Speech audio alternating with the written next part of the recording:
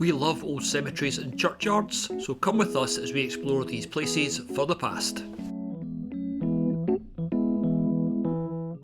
Today we are at a place I wasn't planning on coming. This is Weaste Cemetery in Salford, and I was actually going to go to Agecroft Cemetery today because I've worked there and I know it's quite a big cemetery. But doing a quick spot of googling, it said Agecroft was actually built in 1902 to replace Weaste Cemetery that was getting full, which means this one should have a lot of things that are before 1900. So, and the first thing that we see is that rather impressive ruin over there, which is very, very fenced off, so you can't get in. But let's see if we can see anything from it. Oh, there's a Star of David above the window there, or where the window used to be, and then it says the original portion of the cemetery, 21 acres in extent, was opened September the 1st, 1857, and subsequently enlarged by the addition of 18 acres and reopened in 1888. And that church has got 1888 at the top of that panel. So yeah, it's already quite interesting. Now, I don't know where we're going to go in here because I've just walked through the gate, so you are seeing this at the same time as I am, but look at that. That's it's absolutely massive. So let's just have a wander about in our usual slightly aimless style. Actually, no, I'm going to go this way first because, as you know, the things that we like finding just about the most are Commonwealth war graves. And can you spot it yet? Probably not, because it's quite a long way away, but we're going to head over here because I can see a war grave and lots of, to be fair, other very old and interesting looking tombstones. This place was supposed to be getting full, but it still looks quite empty. But I'm wondering if tombstones over there on that bit of grass are lying down. This bit I'm on has certainly got nothing on it, but I think that used to be full of burials. I can see tombstones from here. I'm kind of over-egging it a bit. There's definitely tombstones, but we are going down this way. And oh, I thought I could see a Commonwealth war grave. Let's play our usual game. How many can we see from where I am standing? I can see 1, 2, 3, 4, 5, 6, 7, 8, 9, 10. I don't think we've really got time to say hello to them all, but we'll give it a good shot because this is only the first tiny little part of this graveyard. This is a little corner over here, and there's all that stuff we looked at over there. So hi guys, let's see if we can get a date. Our beloved mother Mary Matthews from 1932, so I'm guessing this will be Second World War. So we'll head round this way and might as well make a start. It's a hard job, but someone's got to do it. Our first hello of the day is Private J. McRitchie. I was wrong as well because he is First World War from the Liverpool Regiment, so that's number 1. And behind him, that's very grand, isn't it? That is William Collins ASC, beloved son of James and Jane Collins, who died in 1917 of sickness contracted in France. This is one of those graveyards I hardly know where to start, but we've got to start somewhere, so we're starting over here. There's a tombstone on the back. It's got Our Nancy, and on the front, let's find out who Our Nancy was. Nancy Teresa, beloved daughter of George and Margaret Barkin, who died aged 3 years and 11 months, and also Private Stephen Blythe, who died 4th of June 1919, aged 44. And next to them it is F. Braithwaite, Chief Engineering Room Artificer First Class. Now there is a rank we've never seen. He is Chief Engineering Room Artificer, and he is from HMS Cotswold, and he's Second World War, 1942. So that, I guess, means the other ones around here will be 1940s. Yep, that is Mary and Nicholas, 1943. So yeah, we are in the 1940s. Let's keep wandering this way. In fact, let's go down here, because here's another couple of war graves. There's Bert's tombstone. Hi Bert. And down here we've got war graves and a rather nice looking statue, possibly. Let's see what it's like when we get there. Right, and this is G. Fishwick, aircraftman First Class, again Second World War.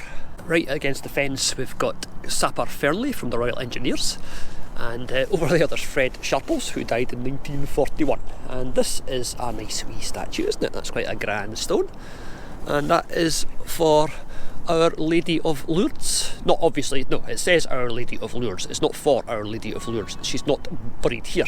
This is for Francis Smith, beloved husband and father, who died in 1961. This is getting a lot newer.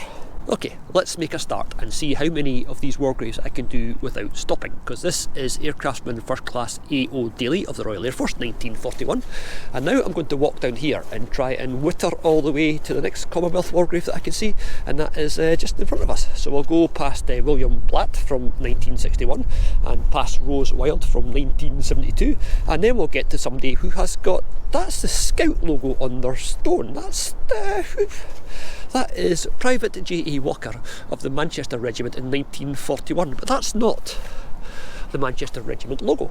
And next to him we've got Fusilier W. Cosgrove of the Royal Welch Fusiliers, and behind them over here, I'm doing this in a very zigzag way and I'm still trying to keep going, and this is Fusilier R.J. Blanchard of the Lancashire Fusiliers, again from 1940. Right, let's see if we can get another one or two done, and then I will probably pass out because I'm forgetting to breathe. Right, heading along this row that's, are these all 1940s, 1950s? Yeah, so this is all getting a bit newer. We're heading back to look at this one, which is W.C. Browse, Sergeant Browse of the Hampshire Regiment. And finally, for this thing, before I do actually run out of breath, it's J. Mallinson, again of the Manchester Regiment. So that logo, that thing that looks like the Scouter thing, must actually be the Manchester Regiment motif. I'm not going to try the how many can I do again without stopping thing, because I just about ran out of breath and I'm sure my voice was getting faster and faster towards the end. And this is the bit I was walking across and I said there weren't any stones here, but there's a corner of a stone, so maybe this was all once burials as well. Let's see if we can find anything. Ah, there we go. In memory of James Mann, who died September 22nd, 1898. So this is actually quite an old part of this cemetery, and I'm going to guess the bits where you can see like muddy squares, that's probably got stones underneath it, like that there has probably got a stone. I might think that is a guess, but it's not a bad guess. Yeah, this is the bit that we looked at before I went and tried to run out of breath, and this is all, yeah, they're all very similar stones. They've got similar, I wonder if we're in another sort of pauper's grave, because there's Daniel Binks, and there's Mary A. something, and there's Elizabeth something, 1898. Different names on the same tombstone, so yeah, I think this might be another pauper's grave. Let's see if we can see anything that confirms that or denies that or whatever. Catherine Hodgson, 1898. Sarah Johnson, 1898. Charles Axon, 18... Yes, this looks to me like it's another pauper's graveyard, where the people who couldn't afford a proper burial or couldn't afford to pay for their own burial were buried by the city. And Manchester is one of the few cities where they were given their names on proper headstones, which is a really, really nice touch. Yep, coming over this way, I think this whole field, this whole part was once just a pauper's graveyard. Let's see, here's one here that is it's out of the ground, brought up by tree roots possibly. Any sign of a date on that? Yep, 1896. I'm now heading across this way because I know we've done enough war graves to last a lifetime, but there's two here on their own. Now I think the fact that they are on their own is because they were once in a yard of tombstones, but the other tombstones have all gone, but out of respect they leave these ones standing. Let's go and see what we can see. Yeah, these are old burials, but they don't look like very old stones because the stones are replaced where they need to be replaced. But this is Private Ronan of the King's Liverpool, 1915, and beside that private we've got Lance Corporal Cochrane of the Manchester Regiment, 1915. But that logo for the Manchester Regiment is not the sort of fleur-de-lis thing that we saw over there. It was interesting, we went to the graveyard in Gorton, we found out all about paupers and graveyards, so this one is an example of these stones. It just shows the variety of people that end up together. Thomas Allmark was aged 55, and Rose Stocker, who was aged 16 months, and there's Henry, who was 64, so yeah, it's very interesting. These are fascinating pieces of social history, and also how a city properly cares for its dead.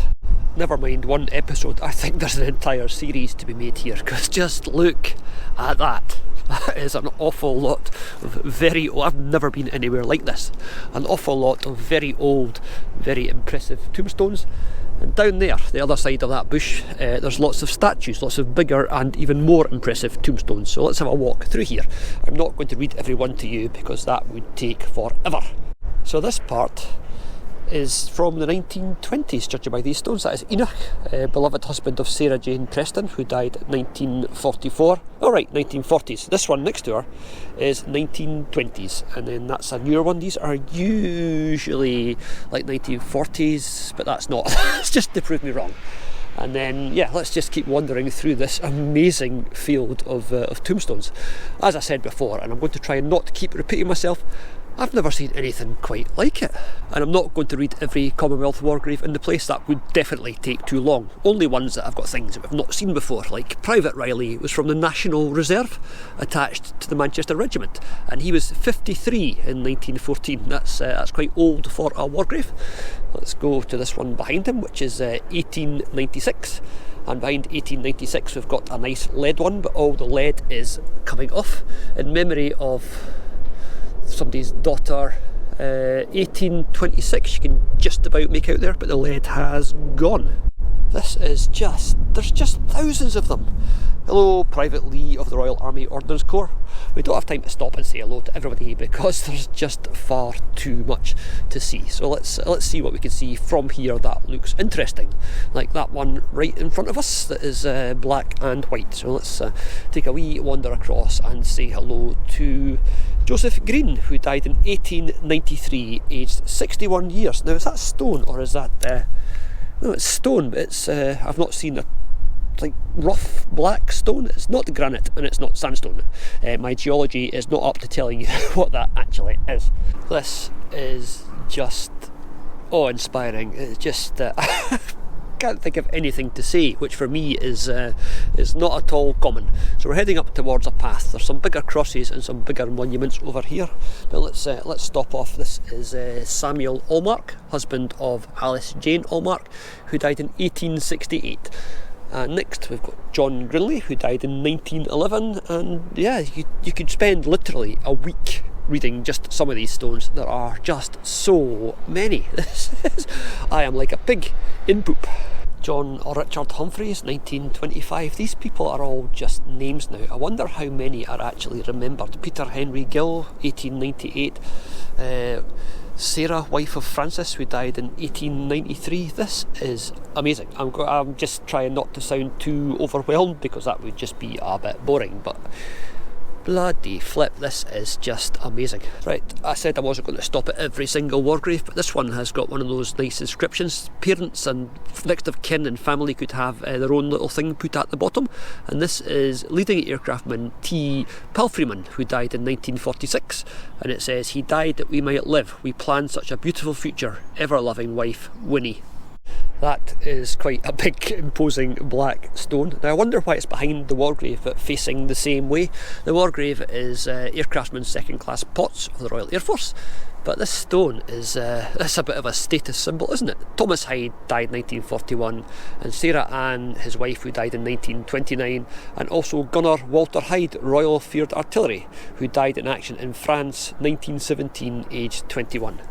His duty nobly done. I'm just walking back over this way because here's a thing I've not seen inscribed on tombstones. That one says "worthy of everlasting remembrance," and if I can do this in one seamless edit, this one says "worthy of everlasting love." So these are worthy people. Let's keep heading back towards the back wall of this cemetery and then we'll work our way slowly forwards. So we'll go past Private Cutts of the Royal Welsh Fusiliers and George Brader, who died in 1902.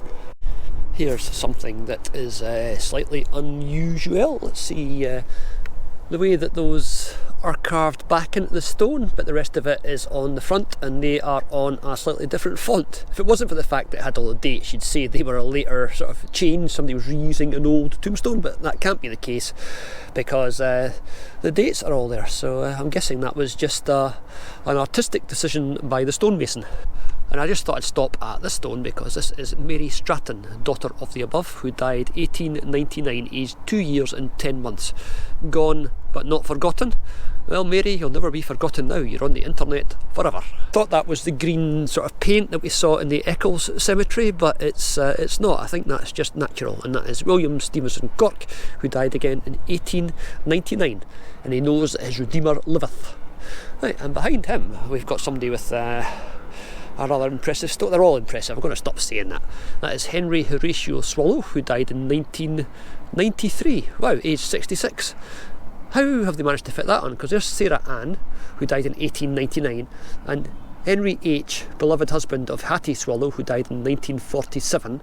So, also Hetty, wife of the above, who died in 1985. How have they fitted those onto that tombstone? There must have been a big enough gap for these people to be added. Hello, Cherub. I wonder who you are marking. I'm just heading back towards the back wall for no other reason than it's just a direction to head in, because if your head would explode if you're walking about here trying to figure out where you want to go next. It is massive. I think this is going to be split over several episodes. Actually, no. I'll do this today and then I'll come back in the summer and I'll get here nice and early and I'll bring the drone. I wonder what direction we are moving in time. Are we going 1893 for old Robert and Eliza and Alice Teasdale? There is 1893, and then 1917. They're a bit of a guddle as per usual, but let's keep going back because looking at the stones I can see from here, this is all going to be quite old as well. We could play the how many war graves can you see thing here, but the answer is just lots and lots. I'm heading across to the back wall because that's sometimes where you find interesting bits and pieces, so I've got to find something to give me a bit of a date. So let's stop by Joseph here. Hello Joseph, have you got a date on your tombstone? 1902. And then behind Joseph there is William and Sarah and Uriah, and they are early 1900s as well. And then right at the very back there's a tombstone for Private James of the Royal Lancaster Regiment. That's the King's Own. I know something about that regiment, but I'm going to keep it as a surprise for Remembrance Day this year. There'll be a very special episode of this coming out. I probably should be doing this in a more organised way and not just randomly stoating about, but I do like a random stoat about, as you probably noticed. It's an atmospheric and very photogenic place if you like graveyards, and if you don't, you're probably not watching this anyway, so it doesn't matter. I keep trying to film this and there's a big noisy factory thing just over the back there who keep making quite a lot of noise, so I have to keep doing it again. It's this is part of the perils of this job. Not you could call it a job, it's more becoming an obsession. There's Driver Hodgson from the First World War. He fought for king and country and now his soul's at rest. And there is Private Reginald Ravenscroft Massar of the Army Service Corps.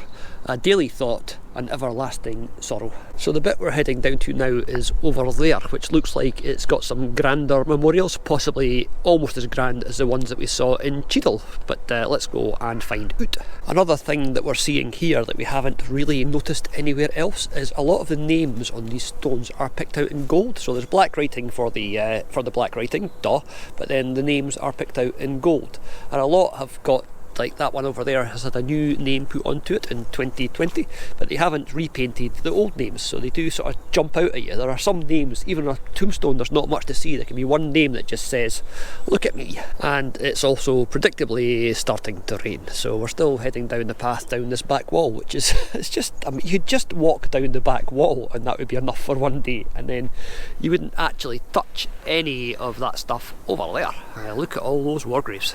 I do like a lot of the little rhymes and inscriptions that people put. Here is in loving memory of Harry, and that's a Masonic symbol there. Dearly loved husband of Anne Taylor, who died June the 1st, 1918. He was late of the Salford Police. The parting is hard, we'll try not to complain, but trusting God to meet you again. Unusually for this cemetery, where the tombstones are all in pretty good nick, this is a little broken bits corner, I think, and that is in memory of Thomas Rostron, who died in 1904. Now, I've seen a few with that at the top, and I don't know if things are breaking off or if that was the design, if it was to symbolise something. No idea. We'll have to try and find out, and if we do, obviously, we'll let you know. Here's something that is quite interesting. I wondered why this stone was right in front of that stone, obstructing it, and they're both facing the same way. And this is E. Williams, who was from the Corps of Military Police, who died in 1944, age 50. And down on the back of it we've got Elizabeth Taylor from 1898 and David, who died in 1927. But down the bottom there's an Edward Williams, killed in France. That's him there, so he is at the bottom of that. Or is that him there? Am I talking complete nonsense? He died, no, that's rubbish, he died in 1917, and this chap died in 1944. Ignore me, I'm talking nonsense. So we're going down past Joseph Pendlebury, who died in 1892, and James Probison, who died in 1911. So yeah, it's all old here. I'm so glad we came here instead of going to Agecroft, because if we'd gone to Agecroft it would all be post 1902, because that's when it was opened, to take some of the heat off this place, because it was getting full. Right, I'm just heading down towards the back wall because it gives me something to aim for, past Hannah, beloved wife of Joseph Wilkes, who died in 1939, and Joseph, who died in 1947. And then there's John, husband of Elizabeth, who died in 1937. And then there's quite a nice cross, that is for Watson Bid, who died July 23rd, 1898. Purpose, Lord, we cannot see, but all is well that is done by thee. Sorry, thy purpose, Lord, we cannot see, but all is well that is done by thee. Right, we are just about at the end of this part of the graveyard. You'll be glad to hear. Now we turn round, head back up and do it all again. So out of curiosity, let's find out who has got the very last tombstone in the graveyard, and that is this one down here, which is a loving memory of Jess Robert Wilson, the beloved husband of Emily Haig, who died in 1898, aged 37 years. And if you don't believe me, there is nothing else. Oh yes, there is. There's something over there. Let's go and have a look at this tombstone down here, which does look like it might be from a pauper's grave. Now apparently pauper's grave is not politically correct. They're now called public graves, but pauper's grave sounds more interesting. Yep, that is exactly what it is. That is George Irwin from 1891, and Thomas Wilde from 1891, and Percy Groves, who was 13 months in 1891. So yeah, the ages there range from 6 months up to 10 years. So moving along a little bit under this tree for a bit of shelter, because it is pouring down. That's an interesting stone. There's nobody else has got, there's a insert thing there that's got nothing on it, but there's also these rather nice details at the side. And this is Harriet, beloved wife of John Robert Wood, who died in 1888, aged 27, and also their daughter, who died in 1889, aged 3, and also John Wood himself, who died in 1897, aged 37. Gone to his home sweet home, Louis. I've not said this place is incredible for about 5 minutes, so yeah, this place is incredible. I'm just trying to pick out random stones that look interesting. In their own way, every single stone here is interesting, but that one there is particularly interesting. Has it got anything on the other side? No. So this is the front of the stone, which is weathered to absolute perfection. I mean, unfortunately, you can't read what's written on it, but that does look really impressive. The sandstone and the patina, and yeah, I like that one quite a lot. And I don't know if you can see it very well on the video, but it is getting a little bit soggy, and I've got the wrong shoes on, so I've now got very, very wet feet.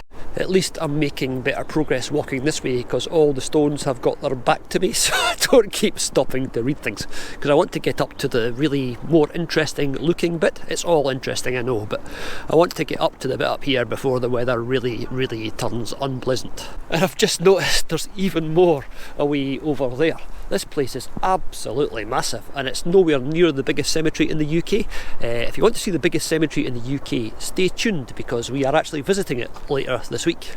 So down here there are some newer tombstones that you can see. Some of them are looking really quite recent, but there's also some much, much, much grander monuments. I mean, look at that. I don't know how well you can see it here under the trees. Obviously I'll give you a better look at it when we get there, but that's it's like the Scott Monument in Edinburgh. It is impressive architecture on a small scale. Love it. Yeah, we're in the great and the good. This is in memory of James Gaskell of Hume, who died August 17th, 1870. He was for 50 years a faithful member of the Bible Christian Church of Salford, one of the founders of the Christ Church Sunday School in Hume, to which he was a munificent benefactor and a zealous labourer therein until his death. He ardently supported the temperance cause and other philanthropic movements by his active endeavours and by liberal donations. Blessed are the pure of heart, for they shall see God. This is definitely the more upmarket end of the graveyard, and the good news is the rain is easing off a little. I think this is going to be part 1 of this, and part 2 might be a lot of the same stuff again, because I'm not organised enough to remember what I've talked about and what I haven't. There is James, husband of Harriet, who died in 1904, and there is Rachel, who died 1852, but we're coming across to see this one because stands out. The guy who had it put up, or the person who had it put up, must have said, yeah, can you make it like 3 feet taller than anything else so people don't even see the really cool one? The first thing they see in this graveyard is mine. Okay, this is to Frank Eastwood Hunter.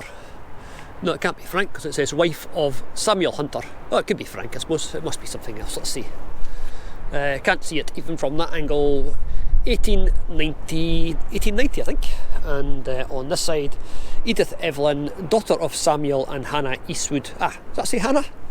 That'll say Hannah. It won't say Frank. Ignore me, I am an idiot.